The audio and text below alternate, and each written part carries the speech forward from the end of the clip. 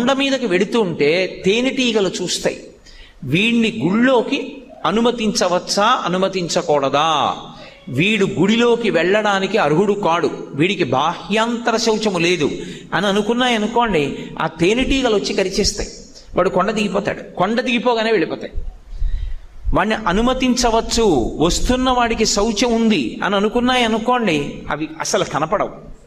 ఆయన దేవాలయం తిరిగినప్పుడు కానీ కిందకు వస్తున్నప్పుడు కానీ ఇంకా తేనెటీగలు రావు. అలాగే మంథని దగ్గర సుందిళ్ళని ఒక క్షేత్రం ఉంది. ఆ సుందిళ్ళ క్షేత్రం కూడా అంతే. నరసింహస్వామి, యోగ నరసింహస్వామి. అసలు ఆ క్షేత్రానికి బయలుదేరితే బాహ్యాంతర శౌచములు లేకపోతే అసలు ఆ ఊరికి వెళ్ళనివ్వడు, దారి తప్పిపోతుంది కారు, ఇంకోవైపుకి వెళ్ళిపోతుంది. ఆ ఊళ్ళో ఉన్న వాళ్ళు కూడా తీసుకెళ్ళలేరు. నాతో స్వయంగా అక్కడ వేద పండితులు చెప్పారు. ఆ ఊరు